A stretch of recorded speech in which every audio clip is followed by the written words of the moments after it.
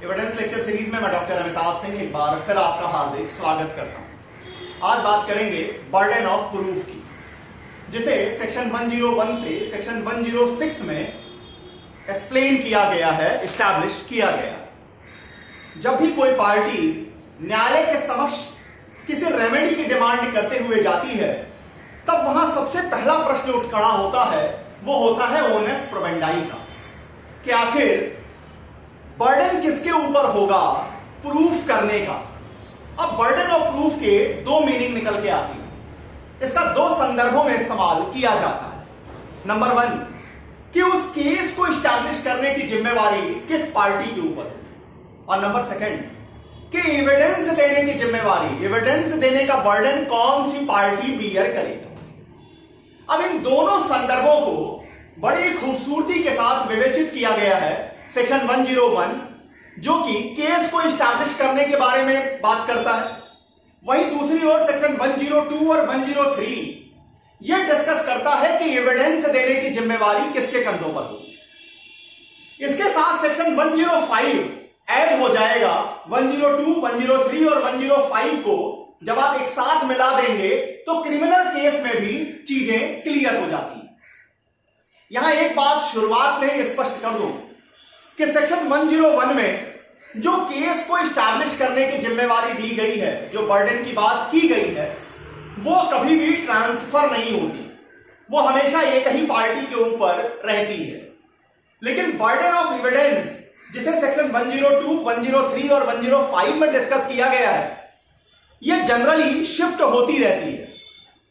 अब कैसे शिफ्ट होती है, क्या चीजें इसमें शिफ्ट नहीं होती, इन सारी चीजों को इस लेक्चर में देखेंगे। शुरू करते हैं बर्डन ऑफ प्रूफ। अब यहां पर सबसे पहले जो बेयर प्रोविजंस है, पहले वो देख लेते हैं। इसके बाद तब आपको एग्जांपल्स के जरिए चीजों को एक्सप्लेन करना काफी इजी हो जाएगा। यहां मैंने कहा आपसे कि बर्डन ऑफ प्रूफ, जब भी कोई पार्टी किसी भी न्यायालय के समक्ष जाती है तो पहला प्रश्न खड़ा होता है कि आखिर ओनस प्रोबेंडाई किसके बल पे होगी, किसके कंधों पर यह प्रूफ करने की जिम्मेवारी होगी। तो क्या प्रूफ करना है, यहां दो संदर्भों में इसका इस्तेमाल होगा। नंबर 1 कि आखिर उस केस को एस्टैब्लिश करने की जिम्मेदारी किसके कंधों पर होगी, और नंबर 2 कि एविडेंस देने की जिम्मेवारी किनके कंधों पर जाएगी। अब सेक्शन 101 को देखिए, जो कि केस को एस्टैब्लिश करने की बात करता है। क्या कह रहा है? According section 101, whoever desires any court to give a judgment as to any legal right or liability depend on the existence of fact which he assert must prove that those facts exist. When a person is bound to prove the existence of fact, it is said that burden of proof lies on that person. अब section 101 को देखिए। Section 101 case को establish करने के burden की बात करता है। क्या कह रहा है कि जब भी कोई व्यक्ति किसी न्यायालय के समक्ष क्यों जाता है, जजमेंट की डिमांड करने के लिए। जजमेंट किस बात को लेकर, अपने अधिकारों के बारे में या किसी और की जिम्मेवारी के बारे में, लायबिलिटी के बारे में। यह अधिकार और जिम्मेवारी, यह अधिकार और लायबिलिटी किस बात पर डिपेंड करते हैं, किन्हीं फैक्ट्स के एग्जिस्ट होने पर डिपेंड करते हैं। और वो कहता है कि ये फैक्ट एग्जिस्ट कर रहे हैं, तो वो फैक्ट एग्जिस्ट कर रहे हैं या नहीं कर रहे हैं, ये प्रूफ करने की जिम्मेवारी उसी व्यक्ति की होगी जो जजमेंट की डिमांड कर रहा है। और जब कोई फैक्ट को प्रूफ करने की जिम्मेवारी किसी व्यक्ति पर होगी, तो सेक्शन 101 कहता है कि उसे बर्डन ऑफ प्रूफ भी उसके कंधों पर होगा। अब इसे एग्जाम्पल के जरिए समझिए। ए ने बी के खिलाफ एक मुकदमा फाइल किया कि बी जो है वो 12 महीने से किराया नहीं दे रहा। अब सेक्शन 101 को पहले देखिए कि सेक्शन 101 क्या कह रहा है। whoever assert, क्या असर्ट कर रहा है, whoever desires, क्या डिजायर कर रहा है, किसी कोर्ट से जजमेंट। अब यहां पर ये क्या डिजायर कर रहा है कि कोर्ट उसे 12 महीने का किराया दिलाए, उसका अधिकार बनता है 12 महीने के किराए का। अब सेक्शन 101 को देखिए कि इस केस को एस्टैब्लिश कौन करेगा। इस केस को एस्टैब्लिश हमेशा ए करेगा। ए को यह साबित करना होगा कि बी उसका किराएदार है, ए को साबित करना होगा कि यहां बी ने उसका किराया नहीं दिया है। इतनी बातें जब तक वो प्रूव नहीं कर लेगा तब तक बी के ऊपर जो जिम्मेवारी जानी चाहिए वो नहीं जाएगी।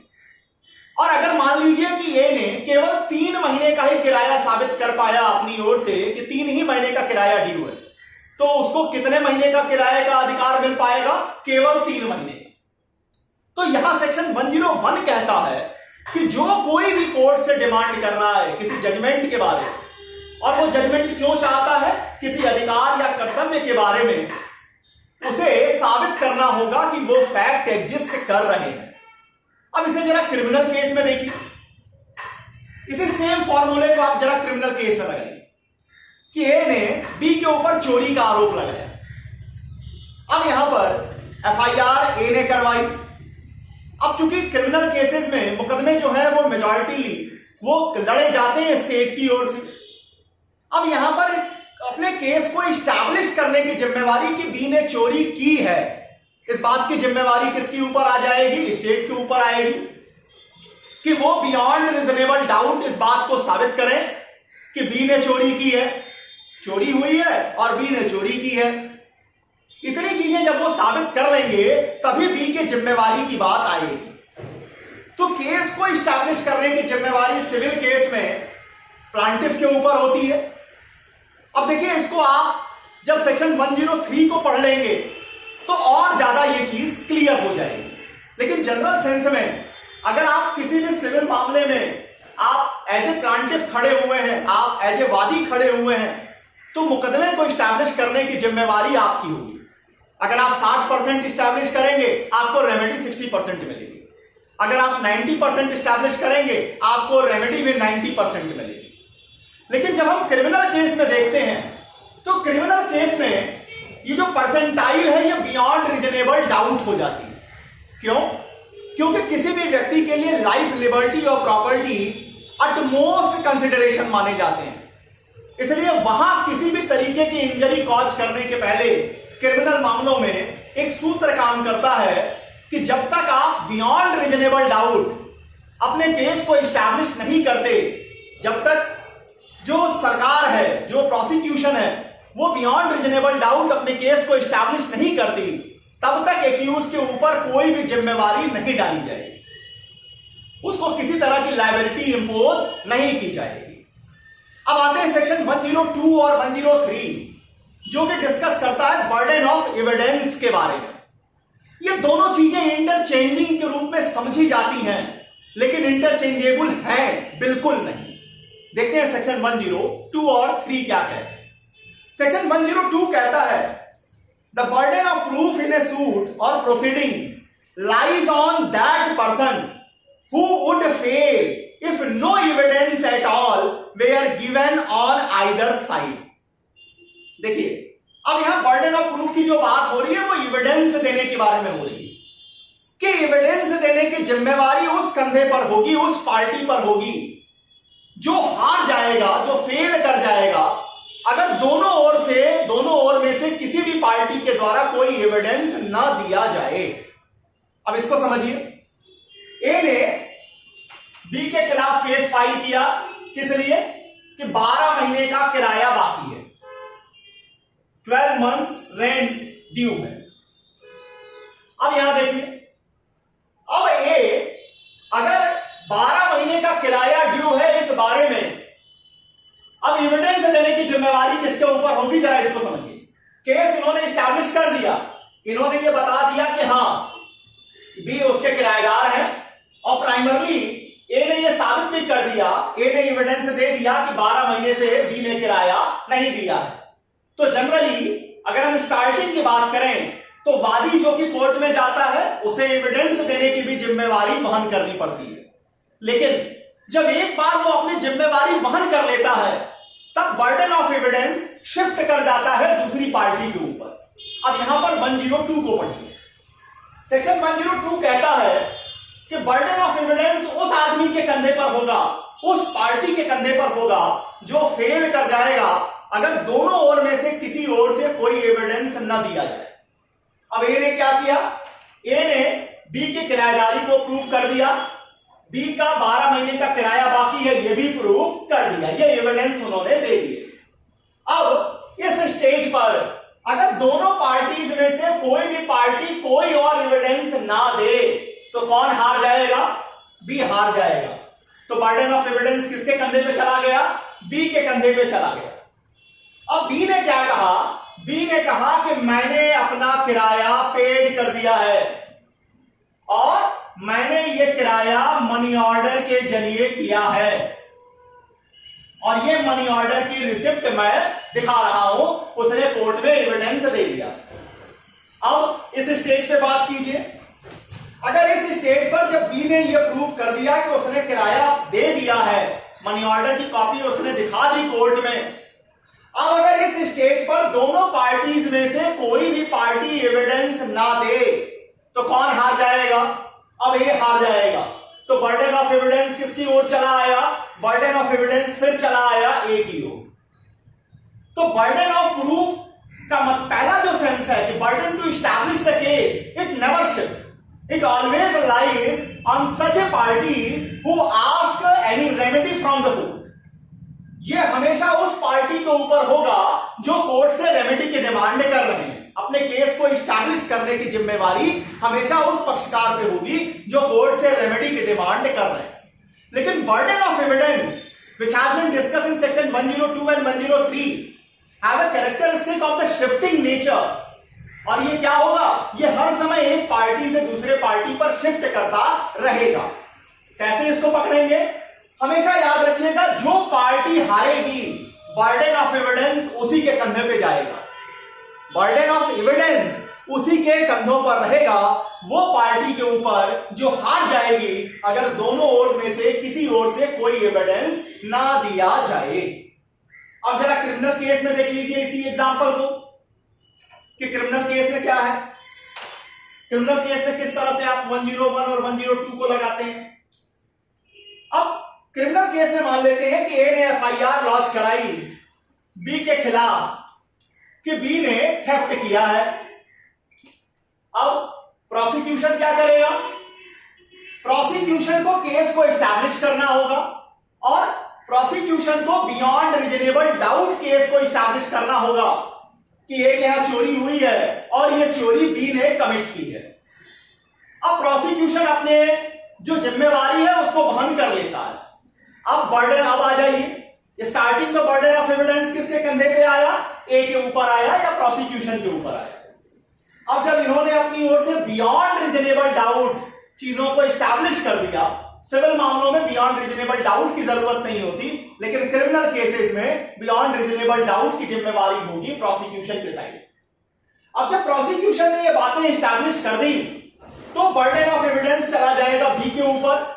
अब बी ये कहता है कि जिस समय चोरी कमिट की गई वो उस समय सेक्शन 85, 86 का डिफेंस ले रहा है।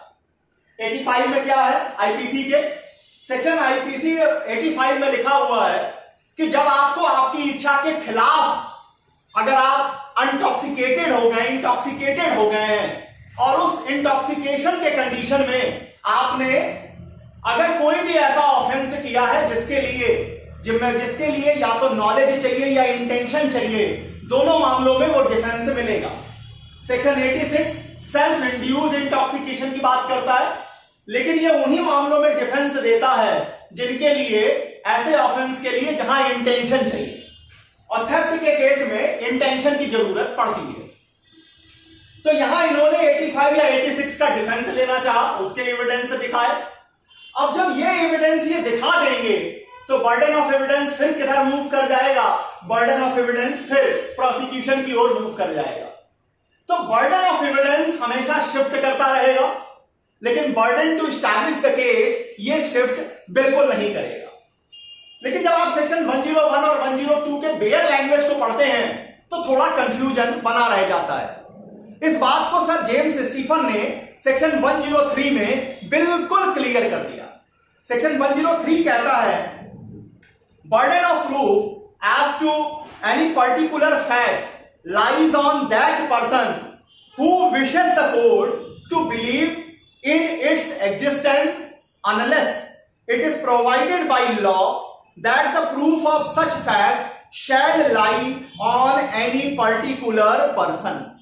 अब सेक्शन 103 को पढ़ लीजिए तो आपको burden of proof, burden of evidence, इसमें कहीं कोई दिक्कत नहीं होगी। क्या कहता है सेक्शन 103? सेक्शन 103 कहता है कि जो कोई भी न्यायालय से यह कहता है कि उसकी बात पे विश्वास किया जाए, किसी फैक्ट पे विश्वास किया जाए जो वो कह रहा है, उस फैक्ट को साबित करने की जिम्मेवारी उसकी होगी। सीधा एक लाइन। अब यहां ए क्या कह रहा है या प्रोसिक्यूशन क्या कह रहा है? बी ने चोरी की है। कौन एविडेंस देगा इस बात की? ए देगा। बी क्या कह रहा है? 85, 86 का बचाव है। कौन एविडेंस देगा इस बात का? बी देगा। मतलब आप न्यायालय से जो कुछ भी कहेंगे उस बात को प्रूफ करने की जिम्मेवारी आपकी ही बनेगी। अब सेक्शन 103 के बाद सेक्शन 105 को पढ़िए। सेक्शन 105 क्रिमिनल केसेस में लागू होता है। सेक्शन 105 कहता क्या है? देखिए, क्रिमिनल केस में प्रोसिक्यूशन अपने केस को बियॉन्ड रीजनेबल डाउट एस्टैब्लिश कर दिया, उसने अपने एविडेंसेस भी बियॉन्ड रीजनेबल डाउट एस्टैब्लिश कर दिए। अब क्या होगा? अब आ जाएगी एक्यूज की जिम्मेवारी। एक्यूज क्या कहेगा? एक्यूज अपनी ओर से बचाव लेगा। किस चीज का बचाव लेना चाहेंगे? या तो कोई जनरल डिफेंस की बात करेंगे, या कोई स्पेसिफिक डिफेंस की बात करेंगे, या कह लीजिए कि कहेंगे कि उन्होंने ये ऑफेंस कमिट ही नहीं किया, एलईडी का डिफेंस लेंगे। किसी न किसी डिफेंस की बात आएगी डिफेंस काउंसिल की ओर से। इस मामले को एक्सप्लेन करता है सेक्शन 105। क्या कहता है? Section 105 deals with burden of proving the fact that in a criminal case the case of the accused comes within one or other exception as to the liability where a person is accused of any offense.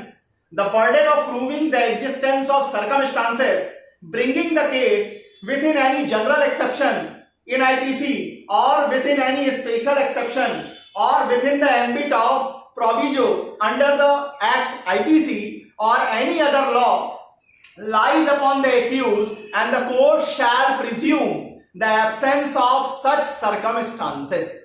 ध्यान दीजिएगा, second वाले phase पर मैंने थोड़ा ज्यादा समय लिया है, और सेकंड फेज है the court shell presume the absence of such circumstances. कुछ विद्वानों ने इसको विवेचना इस तरह से की है कि जब हम क्रिमिनल केस में देखते हैं तो वहां पर सेक्शन 105 का इंटरप्रिटेशन यह निकल के आएगा कि कोर्ट प्रिज्यूम करके चलेगी कि ऐसी कोई सर्कमस्टांसेस प्रोविजो वाली या एक्सेप्शन वाली नहीं थी। लेकिन इसका सही एनालिसिस यह है कि सबसे पहले प्रोसिक्यूशन को अपनी बात को बियॉन्ड रीजनेबल डाउट साबित करना होगा। जब प्रोसिक्यूशन अपने केस को, अपने बर्डन ऑफ एविडेंस को बियॉन्ड रीजनेबल डाउट प्रूफ कर लेंगे, अपने एविडेंस की जिम्मेवारी को बियर कर लेंगे, तब जाकर के कोर्ट शैल प्रिज्यूम शब्द का इस्तेमाल करेगी। तब कहीं कोर्ट यह प्रिजम्पशन लेगी कि वहां पर कोई एक्सेप्शनल सर्कमस्टांसेस अवेलेबल नहीं थी। अब पढ़िए सेक्शन 105 के पहले वाले पोर्शन को। वो क्या कह रहा है? वो कह रहा है किसी क्रिमिनल केस में जब डिफेंस काउंसिल या एक्यूज ये बात कहते हैं कि उनकी केस में कोई जनरल या स्पेसिफिक डिफेंस लागू हो रहा है, किसी सेक्शन का प्रोवाइजो लागू हो रहा है, तो अब उस बात को साबित करने की जिम्मेवारी किसकी चली जाएगी? एक्यूज के ऊपर आ जाएगी। 103 में भी यही कहा था कि जो कोई न्यायालय से जो कुछ भी कहता है उसको ही साबित करना होगा। तो चूंकि यहां एक्यूज क्या कह रहा है? उसने प्राइवेट डिफेंस का इस्तेमाल किया है। वो 7 साल से छोटा बच्चा था जब ये ऑफेंस हुआ, वो 7 साल से 12 साल की एज के बीच में था, वो क्या लुनेटिक माइंडसेट का था, सेक्शन 84 का बचाव ले रहे हैं, 85, 86 का बचाव ले रहे हैं, कंसेंट का बचाव लेना चाहते हैं, प्रोवोकेशन का बचाव लेना चाहते हैं, या किसी अदर लॉ में कोई दूसरे डिफेंस की बात कर रहा है, तो उस डिफेंस के बारे में, उस सर्कमस्टांस के बारे में एविडेंस किसको देना होगा? एक्यूज को ही देना होगा। यहां पर एक डिफरेंस है इंग्लिश लॉ में और इंडियन लॉ। क्या डिफरेंस है? वो इंग्लिश लॉ कहता है, इंग्लिश लॉ का ये सेट कॉन्सेप्ट है कि इंग्लिश लॉ में प्रोसिक्यूशन की जिम्मेवारी बनती है दोनों चीजों को साबित करने की। नंबर 1, अपने केस को बियॉन्ड रीजनेबल डाउट वो स्टैब्लिश करेंगे। अपने केस में जो एविडेंस देंगे वो बियॉन्ड रीजनेबल डाउट तरीके से देंगे कि बी ही कल्प्रिट है। इसके साथ ही वहां प्रोसिक्यूशन की यह भी जिम्मेवारी बनती है कि वो ये भी साबित करें कि उस केस में बी के फेवर में कोई एक्सेप्शन अवेलेबल नहीं है। देखिएगा, इंग्लिश लॉ में दोनों जिम्मेवारी प्रोसिक्यूशन के ऊपर चली गई, केस को एस्टैब्लिश करने की भी, बी की लायबिलिटी को बियॉन्ड रीजनेबल डाउट साबित करने की भी, और साथ में ही यह भी साबित करने के लिए एविडेंस प्रोसिक्यूशन को देना होगा कि बी के फेवर में किसी तरह का कोई एक्सेप्शन अवेलेबल नहीं है। भारत में क्या है, भारत में अगर प्रोसिक्यूशन ने अपनी केस को बियॉन्ड रीजनेबल डाउट एस्टैब्लिश कर दिया, बी की जिम्मेवारी को एस्टैब्लिश कर दिया, तब यहां पर न्यायालय शैल प्रिज्यूम कर लेंगी कि यहां पर कोई एक्सेप्शनल सिचुएशन सर्कमस्टांस अवेलेबल नहीं है। और अगर भी किसी एक्सेप्शन का बचाव लेना चाहता है तो उसे एविडेंस देना होगा। हां, यह बात सही है कि यहां पर भारत में जो बी के ऊपर लायबिलिटी इंपोज की गई है एविडेंस देने की, वो बियॉन्ड रीजनेबल डाउट नहीं है। उन्हें क्या करना होगा, प्रोसिक्यूशन ने जो स्टोरी बनाई है इसमें कहीं ना कहीं एक डाउट क्रिएट करना होगा। अगर डिफेंस की ओर से एक डाउट की लाइन क्रिएट कर दी गई तो इतना पर्याप्त मान लिया जाएगा बेनिफिट ऑफ डाउट एक्यूज को देने के लिए। लेकिन फिर से वहां पर आपको जोर दे रहा हूं, एक्यूज की जिम्मेवारी तभी खड़ी होगी जब प्रोसिक्यूशन ने अपने पूरे केस को बियॉन्ड रीजनेबल डाउट तरीके से इस्टैब्लिश कर दिया हो। इस बात को और अच्छे तरीके से समझाया के.एम. नानावती के केस में ऑनरेबल सुप्रीम कोर्ट ने। इस केस में क्या हुआ, इस केस में एक सेना के ऑफिसर थे जिनकी अपनी पत्नी का उसी मिलिट्री में उसी जगह पर एक कैप्टन के साथ संबंध थे, और ये साहब जाते हैं और कहते हैं कि आप मेरी पत्नी से शादी कर लीजिए। वो कैप्टन कहता है कि मैं जितनी और लड़कियों के साथ सो चुका हूं क्या सबके साथ शादी कर लूं। ये बात सुन करके वो अपना कंट्रोल खोते हैं, अपने डेक पर वापस आते हैं, वहां शराब पीते हैं और उसके बाद अपनी गन लेके जाते हैं, और कुछ देर बाद ही कैप्टन मृत अवस्था में पाया जाता है। प्रोसिक्यूशन ने कहा कि ये पूरी तरह से सोचा समझा एक मर्डर है, जबकि डिफेंस की ओर से यह बात रखी गई कि यह एक एक्सीडेंट है, एक्सीडेंट में ऐसी घटना होगी। अब यहां पर प्रोसिक्यूशन अपनी केस को बियॉन्ड रीजनेबल डाउट ये साबित नहीं कर पाए, ना ही डिफेंस पूरी तरह से अपनी बात को एक्सीडेंट में साबित कर पाए। अब प्रश्न उठा कि आखिर कैसे हम सेक्शन 101, 102, 105 को एक्सप्लेन करेंगे। तो सुप्रीम कोर्ट ने यह कहा कि भले ही एक्यूज के साइड से दिए गए एविडेंस कमजोर हैं, वो पूरी तरह से ये इस्टैब्लिश नहीं करते कि ये मर्डर, ये जो घटना हुई, ये जो डेथ हुआ है, ये एक्सीडेंटल है, लेकिन इसकी बेनिफिट प्रोसिक्यूशन को नहीं मिलेगी। पहले प्रोसिक्यूशन को ये इस्टैब्लिश करना होगा कि ये डेथ पूरी तरह से इंटेंशनल है, और ये करने में प्रोसिक्यूशन फेल है। तो जब प्रोसिक्यूशन अपनी जिम्मेवारी पूरी करने में फेल हो जाएंगे तो वहां पर बर्डन ऑफ एविडेंस की जो जिम्मेवारी हम डिफेंस के ऊपर डालने की बात करेंगे उसका प्रश्न ही नहीं खड़ा होगा। इसी बात को दूसरी केसेस में भी, Ram Pratap versus state of Uttar Pradesh के केस में भी सुप्रीम कोर्ट ने एस्टैब्लिश किया। अब आते हैं सेक्शन 104 क्या कहता है। 104 का कहना है, 104 states that the burden of proof a fact to make evidence admissible। क्या मतलब इसका मतलब है, in other words we can say that a person who wishes to prove a fact must prove that the evidence is admissible।